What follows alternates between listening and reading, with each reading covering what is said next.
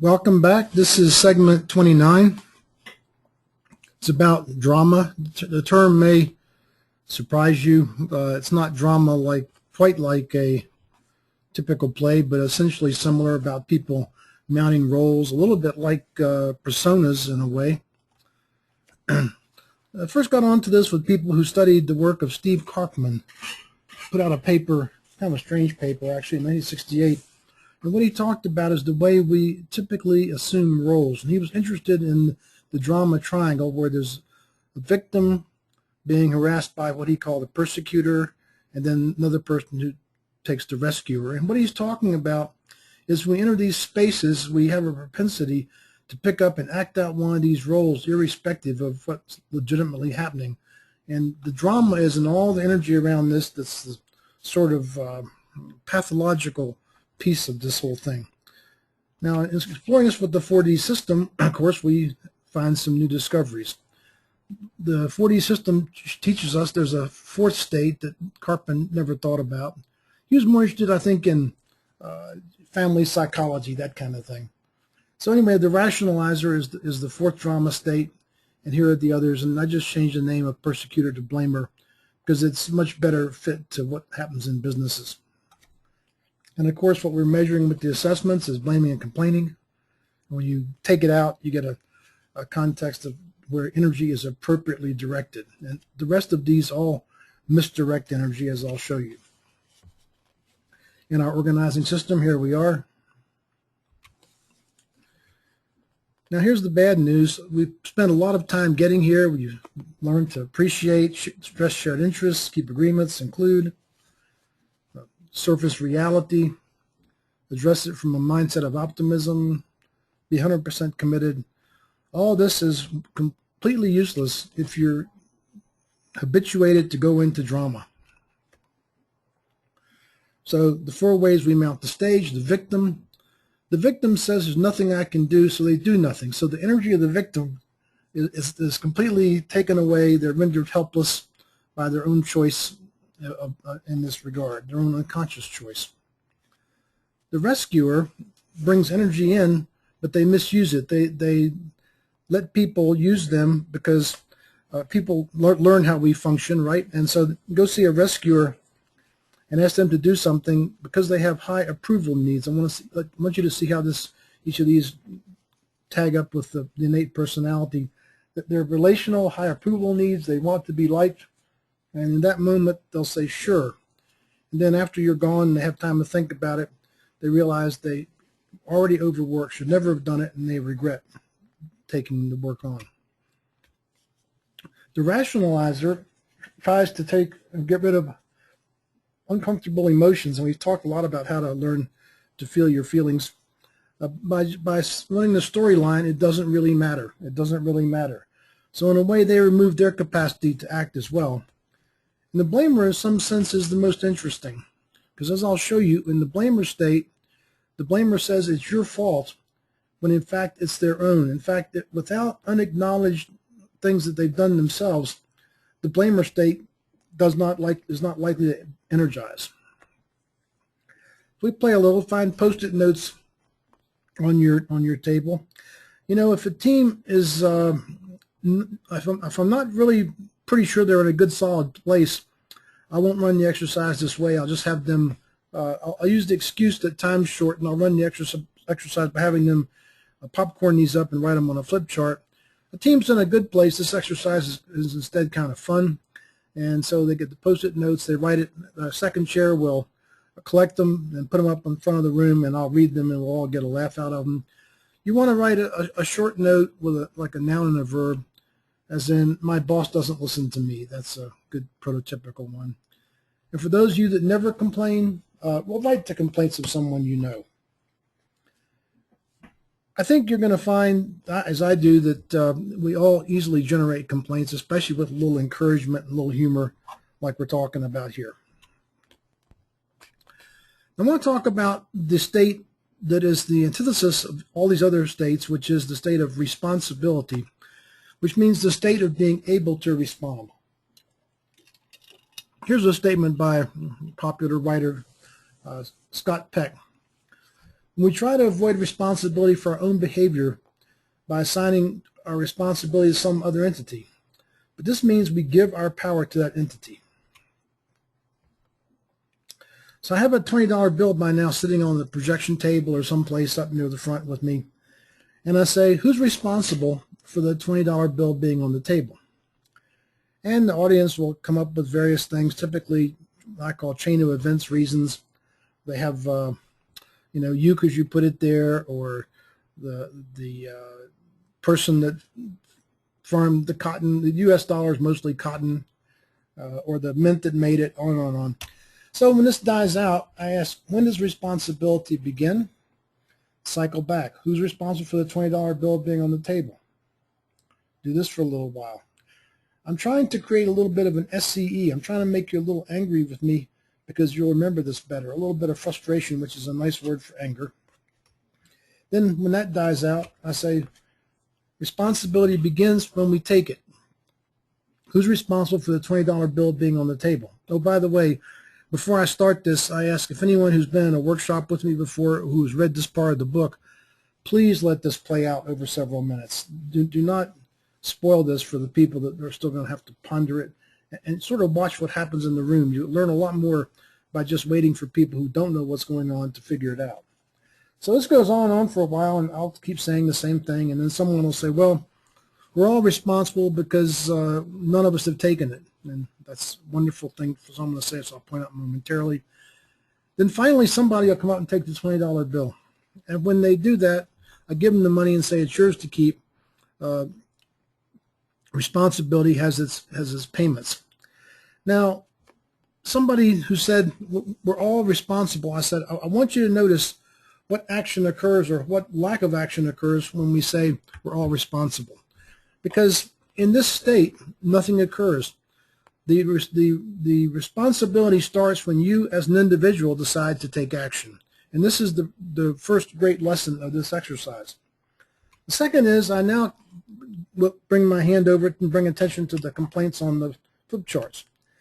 And I ask, who's responsible for these complaints? And the answer is whoever put it there. And so responsibility for anything begins when you decide to take responsibility, and we'll talk about what to do with complaints. I'm going to tell you about an exercise I used to run in my workshops. It's just easier to talk about it. I'd go around the room and I ask everybody to hand me in sequence $5, and most people would. Some people argue with me.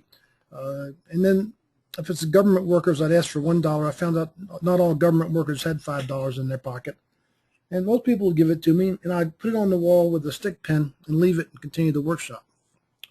So after a while, somebody'd say, well, wait a minute, what are you going to do with our money? And I say, I haven't decided. And then I just go on to the workshop. And then after a while, someone get itchy about it and say, we want to know what you're going to do with our money. And I said, I have not decided what I'm going to do with your money yet. I'm not sure. Then someone will say, well, we want it back. And I say, well, you can get it back if you do two things. The first thing is I want you to tell me why you gave it to me. And someone will say, well, because we trust you. And I say, oh, really? I said, that's really interesting. So what happened here is you're sitting around the room and you had this sudden burst of trust. And in that big burst of trust, you opened your wallet and ran up and handed me money. I said, no, that's not what happened. What happened is you asked for it. I said, that's right. Now, what do you have to do to get it back? And they said, ask you for it. And I said, exactly.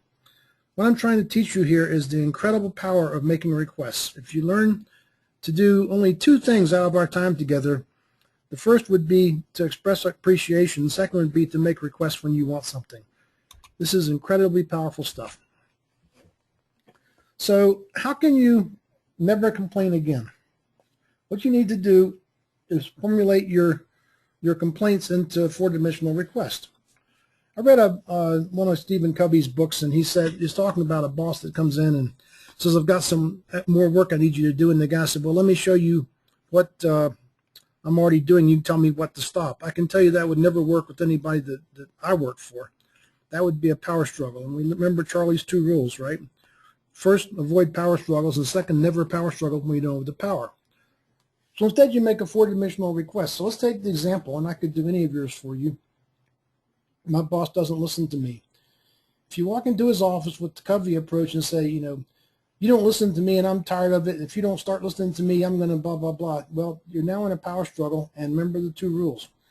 So instead, you make a four-dimensional request. And so the message here is that you want to never complain again.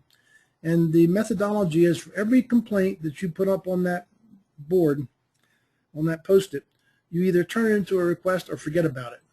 So you go and see the boss and say, hey, boss, I really like working for you. You're probably one of the most energetic and thoughtful people that I've ever had the pleasure to work with. And I think it would be in both of our interests if you and I could learn to communicate a little more effectively. I could serve you better, and you could get me doing what you want.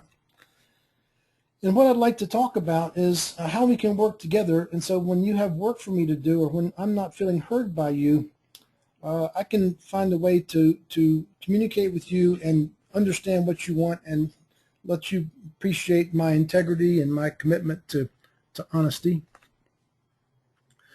Here's the reality that if I can't communicate with you, I can't do what you want.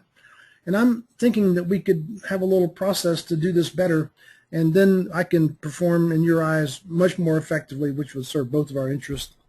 And so I'd like to know would you be willing to set up a time with me, say Monday morning at 10 o'clock, and we could talk 15 minutes and a nice dialogue about the work and what's going on.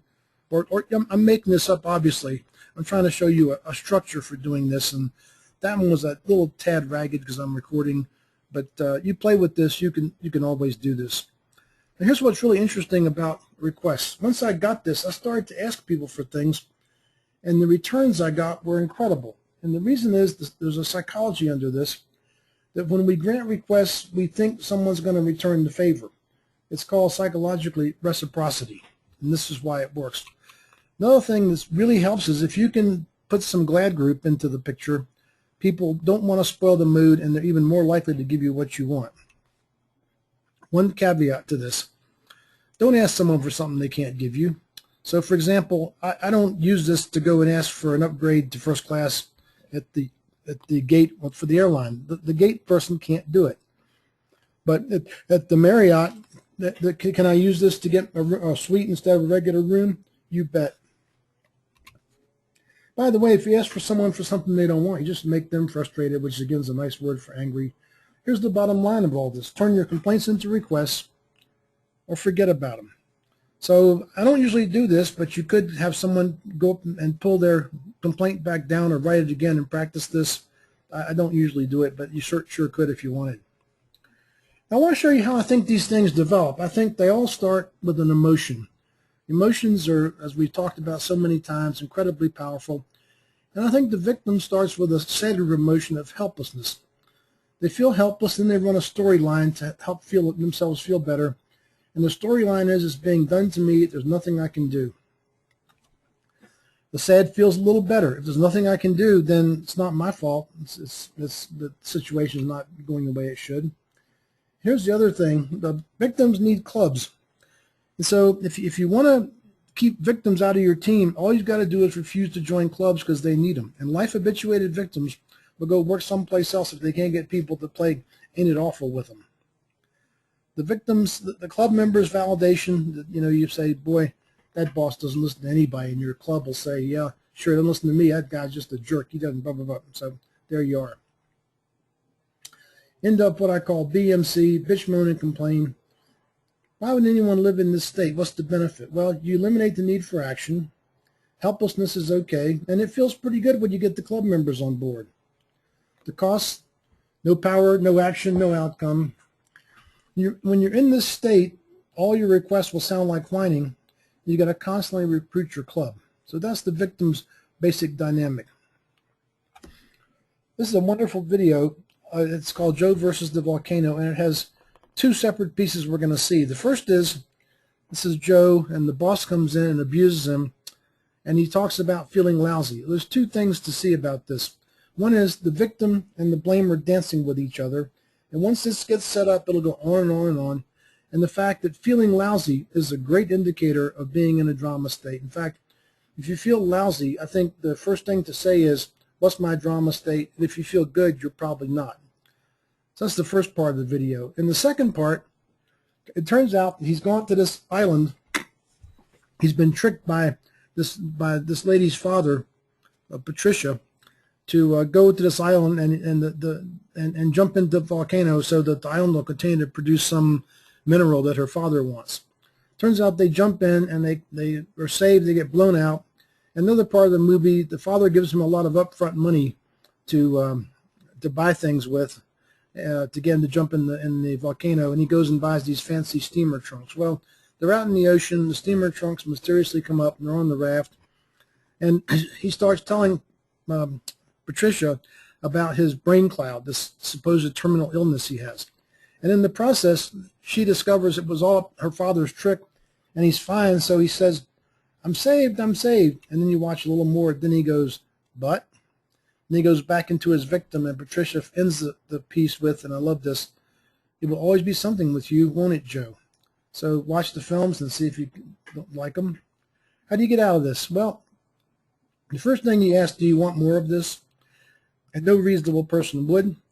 And I see we're entering segment 30, so we'll stop here and continue in a few minutes. Thank you for listening, and see you with the next segment soon. Bye-bye.